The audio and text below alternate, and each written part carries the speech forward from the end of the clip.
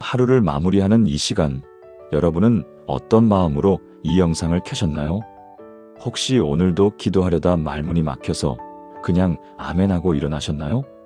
긴 기도를 하지 못하는 자신이 부족하게 느껴지셨나요? 괜찮습니다. 하나님은 여러분이 생각하는 것보다 훨씬 더 가까이 계십니다.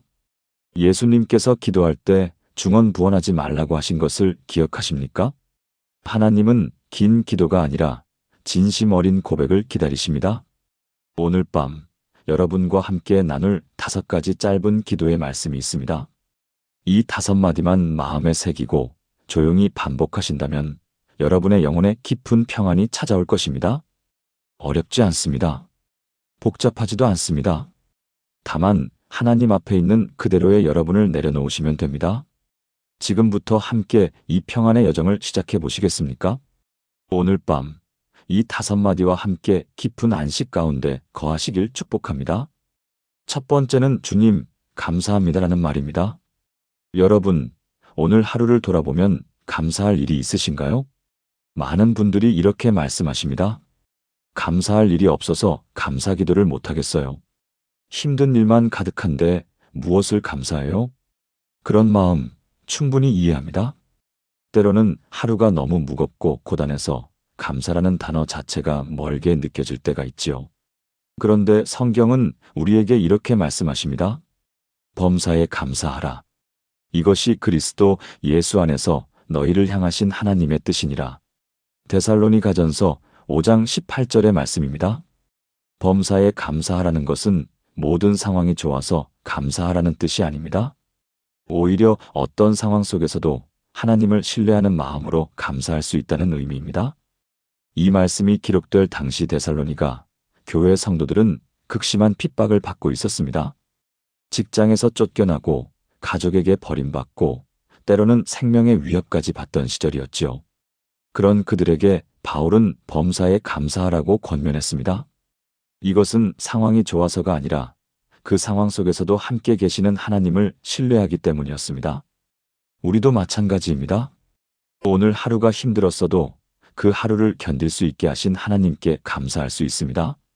아침에 눈을 뜨게 하신 것, 숨 쉬게 하신 것, 오늘 하루를 살아낼 힘을 주신 것에 감사할 수 있습니다. 그러면 이 감사를 어떻게 우리 삶에 적용할 수 있을까요? 아주 간단합니다. 잠들기 전 침대에 누워서 오늘 하루 중 단 한 가지만 떠올려 보는 것입니다. 아주 작은 것도 좋습니다. 맛있는 식사 한 끼, 따뜻한 햇살 한 줌, 누군가의 미소 하나라도 괜찮습니다. 그리고 조용히 고백하십시오. 주님, 감사합니다. 이 3단어면 충분합니다.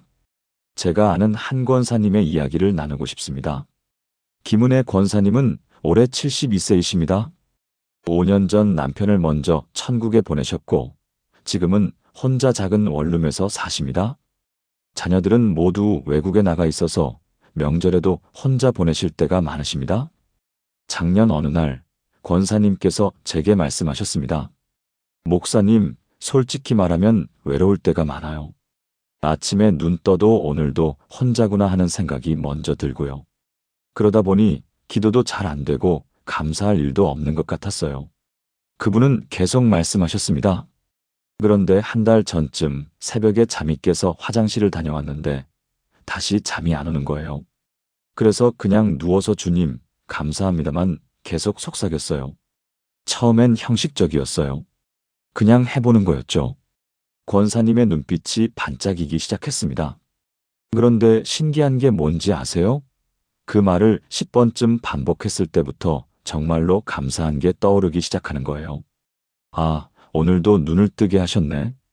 아, 따뜻한 이불이 있네. 아, 건강하게 걸을 수 있네. 이런 것들이요. 그날부터 매일 밤 잠들기 전에 주님, 감사합니다를 반복해요. 그러다 보면 하루에 감사할 일이 하나씩 보이기 시작하더라고요. 어제는 마트 계산할 때 점원분이 웃으며 인사해 주신 게 너무 감사했어요. 그냥 지나칠 수도 있는데 그 미소가 하루를 따뜻하게 만들어줬거든요. 권사님은 지금도 매일 밤 주님, 감사합니다를 반복하신다고 합니다. 그리고 그 기도가 외로움을 평안으로, 불안을 감사로 바꿔놓았다고 고백하십니다. 여러분, 감사는 상황이 만드는 게 아닙니다. 감사는 우리가 선택하는 것입니다. 오늘 밤 여러분도 이 짧은 기도를 시작해 보시겠습니까? 함께 기도해 보시겠습니까? 하나님 아버지, 오늘 하루도 저를 지켜주시고 인도해 주셔서 감사합니다. 힘든 순간도 있었지만 그 속에서도 주님이 함께 계셨음을 고백합니다. 작은 것에도 감사할 수 있는 마음을 주시고 매일 밤 주님께 감사를 드리는 삶을 살게 하소서. 주님, 감사합니다. 예수님의 이름으로 기도합니다. 아멘. 이 기도를 매일 밤 반복해 보세요. 그러면 여러분의 마음이 조금씩 변화되는 것을 느끼실 겁니다. 감사가 여러분의 잠자리를 평안으로 채워줄 것입니다. 두 번째는 주님, 사랑합니다라는 고백입니다. 여러분은 하나님을 사랑하십니까? 이 질문에 대부분 네, 사랑합니다라고 대답하실 겁니다. 그런데 언제 마지막으로 하나님께 직접 사랑합니다라고 말씀드렸나요? 많은 분들이 이렇게 말씀하십니다. 하나님을 사랑하는 건 당연한데 굳이 말로 표현해야 하나요? 마음으로 사랑하면 되는 거 아닌가요? 그런데 생각해 보십시오. 우리가 사랑하는 사람에게는 어떻게 하나요? 자녀에게, 배우자에게, 부모님께 사랑해요라고 표현하지 않으신가요? 마음만으로는 부족합니다. 사랑은 표현되어야 합니다. 성경은 이렇게 말씀하십니다. 우리가 사랑함은 그가 먼저 우리를 사랑하셨습니다. 요한일서 4장 19절입니다. 이 말씀의 깊은 의미는 무엇일까요? 우리가 하나님을 사랑할 수 있는 이유는 하나님께서 먼저 우리를 사랑하셨기 때문이라는 것입니다. 우리가 의로워서, 착해서, 믿음이 좋아서가 아닙니다. 하나님께서 먼저 우리를 향한 사랑을 보여주셨기에 우리도 그 사랑에 응답할 수 있는 것입니다. 요한일서가 기록될 당시 초대교회는 영지주의라는 이단 사상과 싸우고 있었습니다. 그들은 영은 선하고 육은 악하다며 하나님의 사랑을 지적인 깨달음으로만 이해하려 했습니다. 그러나 사도 요한은 분명히 말합니다. 하나님의 사랑은 개념이 아니라 실제이며 우리는 그 사랑에 인격적으로 응답해야 한다고 말입니다. 주님, 사랑합니다라는 고백은 단순한 말이 아닙니다. 이것은 하나님께서 먼저 보여주신 사랑에 대한 우리의 응답입니다. 그렇다면 어떻게 이것을 우리 삶에 적용할 수 있을까요? 매일 밤 잠들기 전 조용히 하나님을 바라보는 시간을 가지십시오. 오늘 하루 동안 하나님께서 베푸신 은혜를 떠올려 보세요. 그리고 마음을 다해 고백하십시오. 주님, 사랑합니다. 이 세 단어가 여러분과 하나님 사이의 거리를 좁혀줄 것입니다. 제가 섬기는 교회에 박민준이라는 27세 청년이 있습니다. 민준 형제는 IT 회사에 다니는 평범한 직장인입니다. 작년까지만 해도 교회에 나오긴 했지만 신앙이 형식적이었다고 고백합니다. 주일 예배는 나오지만 기도는 거의 하지 않았고 성경도 거의 읽지 않았습니다. 그러다가 올해 초 그에게 큰 시련이 찾아왔습니다. 3년간 사귀던 여자친구가 갑자기 이별을 통보한 것입니다. 결혼까지 생각하던 사이였기에 민준 형제는 큰 충격을 받았습니다. 한 달 동안 제대로 먹지도 자지도 못했다고 합니다. 어느 날 밤 너무 힘들어서 아무 생각 없이 무릎을 꿇었습니다. 그런데 기도할 말이 떠오르지 않았습니다. 하소연할 힘도 울 힘도 없었습니다. 그때 그의 입에서 나온 말은 단 3마디였습니다. 주님, 사랑합니다. 왜 그 말이 나왔는지 본인도 모르겠다고 합니다. 그냥 그 순간 하나님께서 자기를 사랑하고 계신다는 확신이 마음에 임했다고 합니다. 목사님, 그날 밤 제가 정말 이상한 경험을 했어요. 주님, 사랑합니다를 계속 반복하는데 눈물이 나기 시작하는 거예요. 슬퍼서가 아니라 너무 따뜻해서요. 마치 하나님이 저를 안아주시는 것 같았어요. 민준 형제는 그날 밤 1시간 동안 주님, 사랑합니다만 반복했다고 합니다. 그리고 이상하게도 마음에 평안이 찾아왔습니다. 여자친구와 헤어진 아픔은 그대로였지만 그 아픔 속에서도 자신을 사랑하시는 하나님을 느낄 수 있었습니다. 그날 이후로 매일 밤 잠들기 전에 주님, 사랑합니다를 고백해요. 처음엔 위로받으려고 시작했는데 이제는 정말로 하나님을 사랑하는 마음이 생겼어요. 신기하죠? 말을 반복하다 보니 마음도 따라오는 거예요. 지금 민준 형제는 그 이별의 아픔을 통해 하나님과 깊은 관계를 맺게 되었다고 고백합니다. 여자친구는 떠났지만 하나님은 더 가까이 오셨다고 말합니다. 여러분, 사랑은 표현되어야 합니다. 하나님을 사랑한다면 그 사랑을 고백하십시오. 주님, 사랑합니다. 이 세 마디가 여러분의 신앙을 형식에서 관계로 바꿔놓을 것입니다. 함께 기도해 보시겠습니까? 사랑의 하나님 아버지, 주님께서 먼저 저를 사랑해 주셔서 감사합니다. 제가 연약하고 부족할 때도, 넘어지고 실패할 때도 변함없이 사랑해 주셨습니다. 이제 저도 주님을 향한 사랑을 고백합니다. 주님, 사랑합니다. 진심으로 마음 다해 주님을 사랑합니다. 이 고백이 매일의 삶 속에서 실제가 되게 하소서.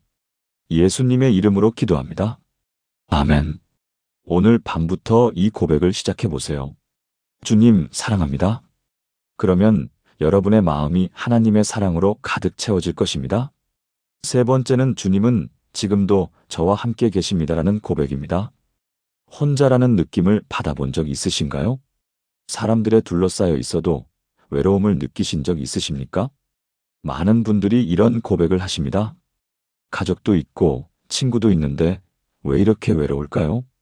교회에도 다니고 사람들도 만나는데 마음 한구석이 공허해요. 그 이유는 무엇일까요? 우리 안에는 사람으로 채워지지 않는 빈자리가 있기 때문입니다. 그 자리는 오직 하나님만이 채우실 수 있는 자리입니다. 성경은 우리에게 이렇게 약속하십니다. 내가 세상 끝날까지 너희와 항상 함께 있으리라. 마태복음 28장 20절의 말씀입니다. 이것은 예수님께서 승천하시기 직전 제자들에게 마지막으로 남기신 약속입니다. 당시 제자들은 큰 두려움에 쌓여 있었습니다. 그동안 의지하던 예수님이 떠나신다는 사실에 불안했습니다. 앞으로 우리가 어떻게 살아가지? 누가 우리를 인도하지? 이런 걱정으로 가득했을 것입니다. 바로 그때 예수님께서 이 약속을 주셨습니다. 내가 항상 너희와 함께 있으리라. 이것은 단순한 위로의 말씀이 아니었습니다. 실제로 성령님을 통해 언제나 함께 하시겠다는 구체적인 약속이었습니다. 우리도 마찬가지입니다. 외로울 때, 힘들 때, 막막할 때 예수님은 우리와 함께 계십니다. 눈에 보이지 않아도, 느껴지지 않아도 분명히 함께 계십니다. 그렇다면 이것을 어떻게 우리 삶에 적용할 수 있을까요? 아주 간단합니다. 하루 중 외로움이나 불안을 느낄 때마다 조용히 고백하는 것입니다. 주님, 함께 계세요. 이 네 단어가 여러분의 외로움을 몰아내고 평안을 가져다 줄 것입니다. 제가 아는 한 집사님의 이야기를 나누고 싶습니다. 이영애 집사님은 올해 58세이십니다. 남편과 두 자녀와 함께 행복하게 살고 계십니다. 겉으로 보기에는 아무 문제가 없어 보입니다. 그런데 작년 가을, 영희 집사님은 깊은 우울감에 빠지셨습니다. 이유를 알 수 없는 공허함과 외로움이 밀려왔습니다. 목사님, 이상한 게 뭔지 아세요? 남편도 있고 애들도 있고 교회 식구들도 있는데 너무 외로운 거예요. 특히 밤에 잠들기 전이 가장 힘들었어요. 가족들은 다 자는데 저만 혼자 깨어 있는 것 같고 세상에 나 혼자만 남은 것 같은 기분이 들었어요. 집사님은 이 문제를 누구에게도 말하지 못했다고 합니다. 이런 걸로 힘들어하면 이기적인 거 아닌가? 다른 사람들은 나보다 더 힘든 상황에서도 잘 사는데 이런 생각들이 오히려 집사님을 더 외롭게 만들었습니다. 그러던 어느 날 밤 새벽 2시쯤 잠이 깨셨습니다. 다시 잠들 수 없어서 거실로 나가 소파에 앉으셨습니다. 고요한 밤 혼자 앉아 있으니 외로움이 더 크게 느껴졌습니다. 그때 문득 예전에 들었던 설교 말씀이 떠올랐습니다. 주님은 항상 우리와 함께 계십니다. 집사님은 떨리는 목소리로 조용히 말했습니다. 주님, 함께 계세요. 처음엔 아무 느낌이 없었습니다. 그저 말만 하는 것 같았습니다.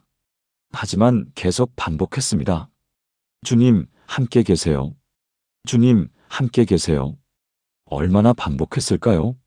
10분쯤 지났을 때 이상한 일이 일어났습니다. 목사님, 이걸 어떻게 설명해야 할지 모르겠어요. 갑자기 그 텅 빈 거실이 텅 비지 않은 것 같았어요. 누군가 저와 함께 앉아 있는 것 같은 느낌이었어요. 따뜻하고 평안한 기운이 느껴졌어요. 집사님은 그날 밤 30분 동안 그 자리에 앉아서 주님, 함께 계세요만 반복했다고 합니다. 그리고 이상하게도 외로움이 사라졌습니다. 혼자가 아니라는 확신이 마음에 가득 찼습니다. 그날 이후로 외로움이 밀려올 때마다 주님, 함께 계세요를 고백해요. 지하철에서도, 집에서도, 산책할 때도요. 그러면 정말 주님이 옆에 계신 것 같아요. 이제는 혼자 있는 시간이 외롭지 않아요. 오히려 하나님과 함께 있는 소중한 시간이 됐어요. 지금 영희 집사님은 그 우울감에서 완전히 회복되셨습니다. 외로움 대신 평안이, 공허함 대신 충만함이 마음을 채우고 있습니다. 여러분, 혼자가 아닙니다. 지금 이 순간에도 예수님은 여러분과 함께 계십니다. 보이지 않아도, 느껴지지 않아도 분명히 함께 계십니다. 오늘 밤, 이 고백을 시작해 보십시오. 주님, 함께 계세요. 함께 기도해 보시겠습니까? 항상 함께 하시는 하나님 아버지, 때로 외롭고 힘들 때 주님이 어디 계신지 궁금했습니다. 하지만 지금 이 순간에도 주님이 저와 함께 계심을 믿습니다.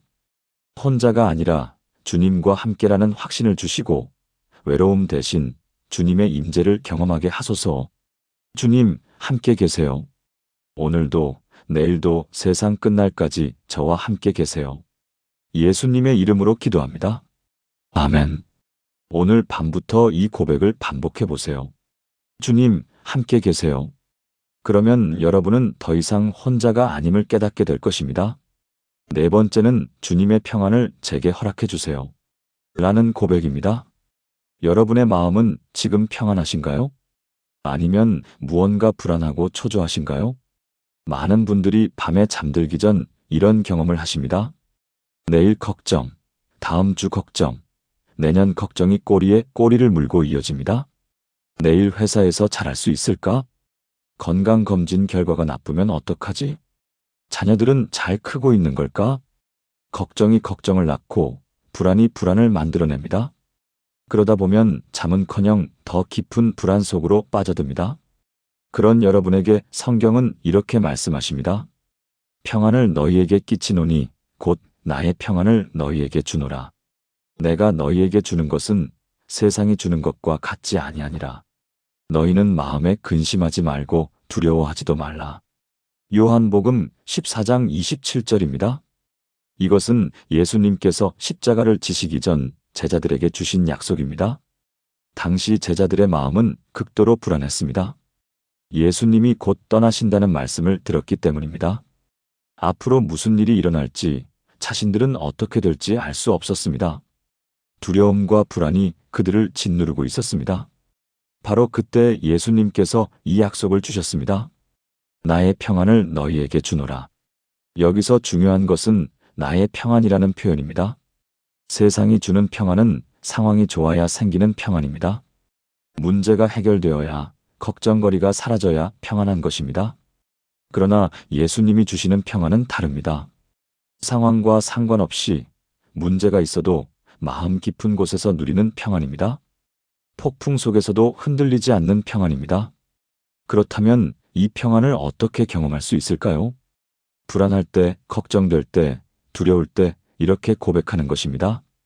주님, 평안 주세요.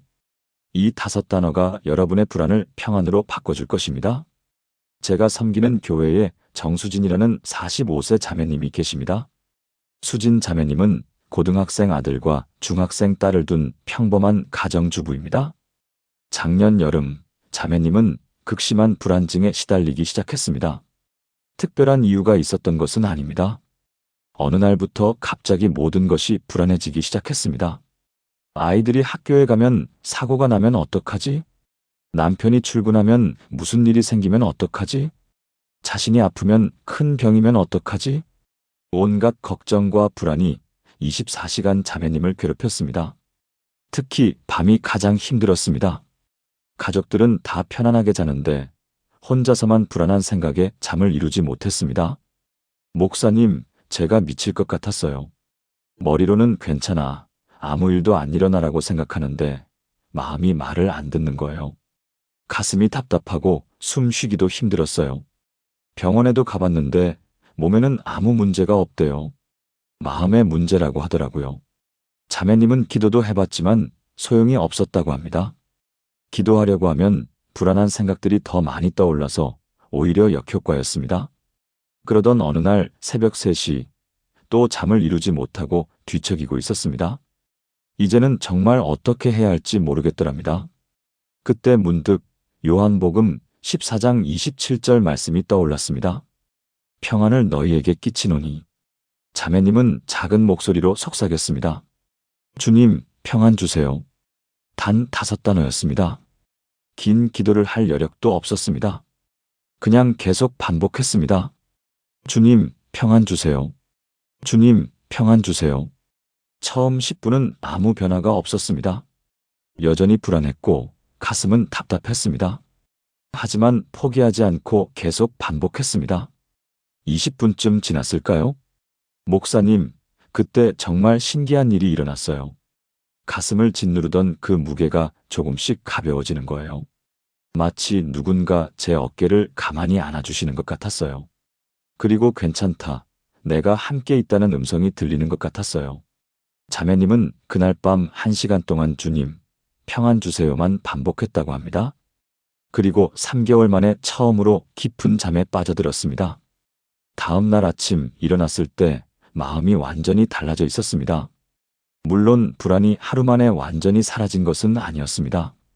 하지만 불안이 밀려올 때마다 주님, 평안 주세요를 고백하자 조금씩 나아지기 시작했습니다. 지금도 가끔 불안할 때가 있어요. 하지만 이제는 그 불안을 다룰 수 있어요. 주님, 평안 주세요를 반복하면 마음이 가라앉아요.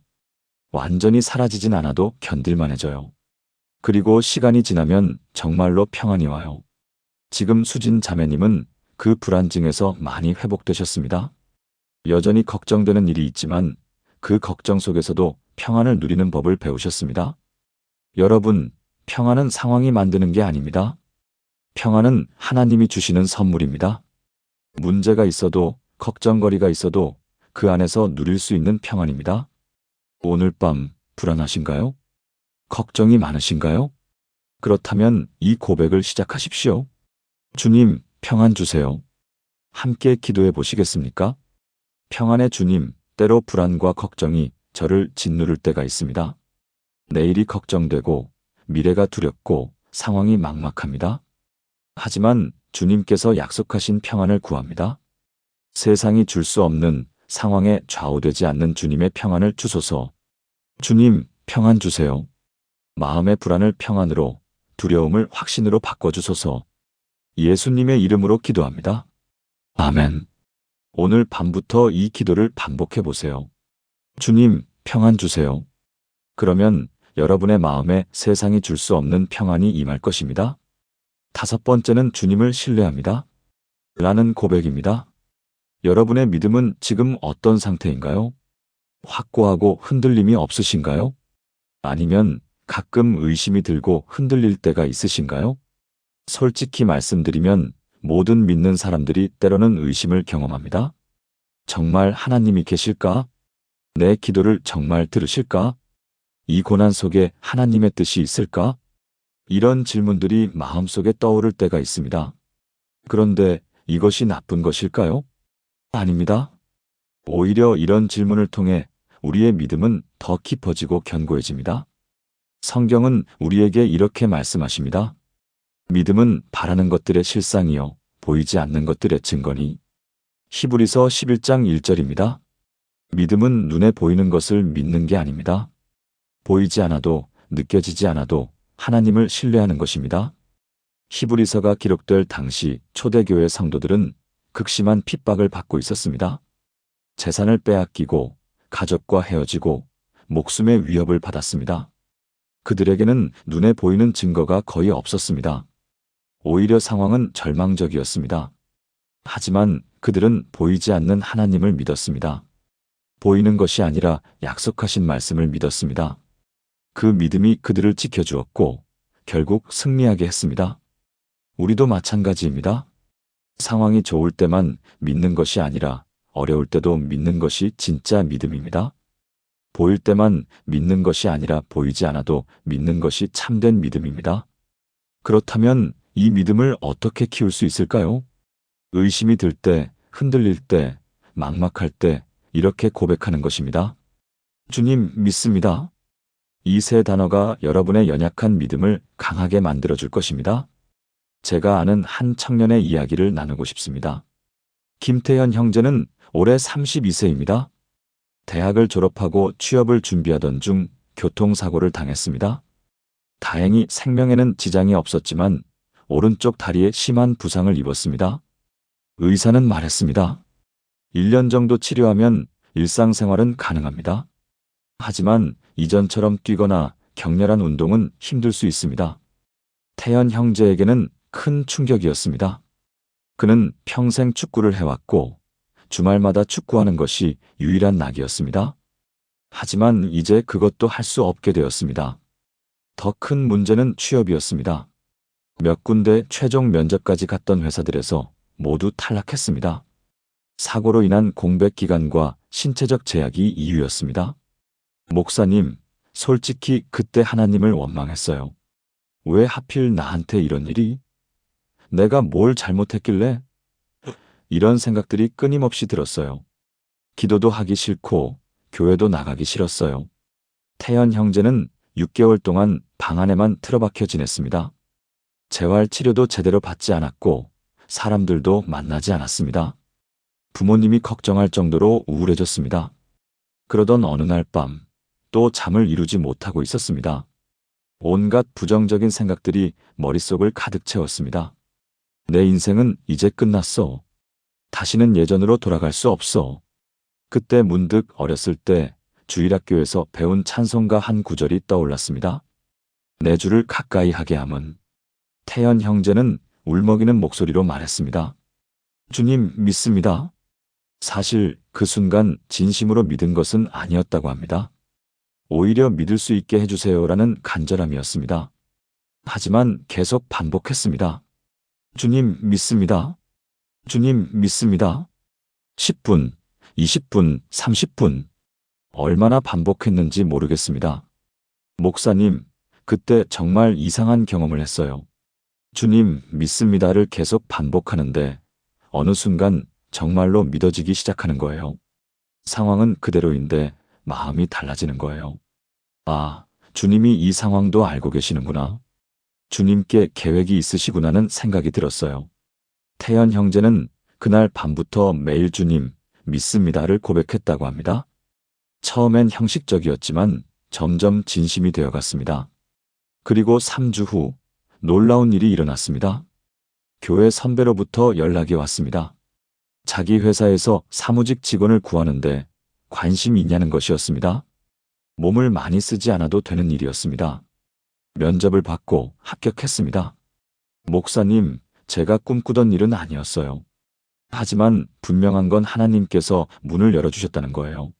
만약 제가 계속 방 안에만 있었다면, 하나님을 원망만 했다면 이 기회도 놓쳤을 거예요. 주님, 믿습니다를 고백하면서 마음의 문을 열었기에 하나님도 현실의 문을 열어주신 것 같아요. 지금 태연 형제는 그 회사에서 2년째 일하고 있습니다. 다리는 완전히 회복되지 않았지만 일상생활에는 문제가 없습니다. 축구는 못하지만 대신 탁구를 배우기 시작했습니다. 이제 생각해보면 그 사고가 저한테는 축복이었어요. 그 일이 없었다면 저는 계속 제 힘으로만 살았을 거예요. 하나님을 정말로 의지하는 법을 몰랐을 거예요. 지금은 매일 밤 주님, 믿습니다를 고백해요. 그러면 내일이 두렵지 않아요. 여러분, 믿음은 선택입니다. 상황을 보고 믿을지 말지 결정하는 게 아니라 하나님을 보고 믿기로 선택하는 것입니다. 오늘 밤 의심이 드시나요? 흔들리시나요? 그렇다면 이 고백을 시작하십시오. 주님, 믿습니다. 함께 기도해 보시겠습니까? 신실하신 하나님 아버지, 때로 상황이 너무 어려워서 의심이 들 때가 있습니다. 보이지 않아서, 느껴지지 않아서 흔들릴 때가 있습니다. 하지만 오늘 고백합니다. 주님, 믿습니다. 보이지 않아도 믿습니다. 느껴지지 않아도 믿습니다. 상황이 어려워도 주님의 선하심을 믿습니다. 이 믿음을 더욱 견고하게 하시고 매일의 삶 속에서 주님을 신뢰하며 살게 하소서. 예수님의 이름으로 기도합니다. 아멘. 오늘 밤부터 이 고백을 시작해 보세요. 주님 믿습니다. 그러면 여러분의 연약한 믿음이 강한 믿음으로 자라날 것입니다. 지금까지 나눈 5가지 말씀을 하나의 기도로 드리겠습니다. 오늘 밤 함께 이 기도를 드리시겠습니까? 사랑하는 하나님 아버지, 오늘 밤 주신 이 5가지 짧은 기도의 말씀을 감사드립니다. 긴 기도를 하지 못해 부담스러워했던 저희에게 이렇게 단순하지만 강력한 기도를 가르쳐 주셔서 감사합니다. 주님, 감사합니다. 오늘 하루도 저희를 지켜주시고 인도해 주셔서 감사합니다. 작은 것에도 감사할 수 있는 마음을 주시고 매일 밤 감사로 하루를 마무리하는 삶을 살게 하소서. 주님, 사랑합니다. 주님께서 먼저 저희를 사랑해 주셔서 감사합니다. 이제 저희도 주님을 향한 사랑을 고백합니다. 형식이 아니라 진심으로, 습관이 아니라 관계로 주님을 사랑하게 하소서. 주님, 함께 계세요. 외롭고 힘들 때, 혼자라고 느낄 때 주님이 항상 함께 계심을 믿습니다. 보이지 않아도, 느껴지지 않아도 세상 끝날까지 저희와 함께 하신다는 약속을 붙잡습니다. 주님, 평안 주세요. 불안과 걱정이 저희를 짓누를 때 세상이 줄 수 없는 주님의 평안을 주소서. 상황에 좌우되지 않는 문제 속에서도 누릴 수 있는 깊은 평안을 허락하소서. 주님, 믿습니다. 보이지 않아도, 느껴지지 않아도, 상황이 어려워도 주님을 믿습니다. 주님의 선하심을, 주님의 신실하심을, 주님의 약속을 믿습니다. 오늘 밤부터 저희가 매일 이 5마디를 고백하며 주님과 깊은 교제를 나누게 하소서. 아침에 눈 뜰 때, 하루를 시작할 때, 힘든 순간을 만날 때, 밤에 잠들기 전, 언제 어디서나 이 5마디로 주님께 나아가게 하소서. 긴 기도를 하지 못해도 괜찮다는 것을, 많은 말이 아니라 진실한 마음이 중요하다는 것을 기억하게 하소서. 이 5마디가 저희 삶의 기도가 되고 저희 영혼의 호흡이 되게 하소서. 주님, 감사합니다. 주님, 사랑합니다. 주님, 함께 계세요. 주님, 평안 주세요. 주님, 믿습니다. 살아계신 예수 그리스도의 이름으로 기도합니다. 아멘. 사랑하는 여러분, 지금까지 함께 나눈 5가지 짧은 기도의 말씀을 기억하시나요? 주님, 감사합니다. 주님, 사랑합니다. 주님, 저와 함께 계십니다. 주님, 평안을 주세요. 주님, 주님만을 신뢰합니다. 이 5마디만 있으면 충분합니다. 30분씩 기도하지 못해도 괜찮습니다. 긴 말로 기도하지 못해도 괜찮습니다. 하나님은 여러분의 진실한 마음을 보십니다. 예수님께서도 말씀하셨지요. 기도할 때 중언부언하지 말라. 오늘 밤부터 이 5마디를 여러분의 기도로 삼으십시오. 아침에 눈 뜰 때 주님, 감사합니다. 하루를 시작하며 주님, 사랑합니다. 외로울 때 주님, 함께 계십니다. 불안할 때 주님, 평안 주세요. 흔들릴 때 주님, 믿습니다. 이렇게 하나씩 고백하다 보면 여러분의 하루가 기도가 되고 여러분의 삶이 예배가 될 것입니다. 이 영상이 도움이 되셨다면 좋아요 버튼을 눌러주시고 아래 댓글에 주님, 감사합니다라고 남겨주세요. 여러분의 고백이 다른 분들에게도 큰 힘이 될 것입니다. 그리고 주변에 기도에 어려움을 겪는 분들이 계시다면 이 영상을 공유해 주세요. 이 5마디가 더 많은 분들의 기도 생활을 변화시킬 수 있도록 말입니다. 오늘 밤 이 5마디와 함께 깊은 평안 속에서 편안한 잠 이루시길 바랍니다. 하나님께서 여러분과 함께 하시고 여러분의 기도를 들으시며 여러분을 축복하실 줄 믿습니다. 사랑합니다. 주님의 이름으로 축복합니다. 안녕히 주무세요.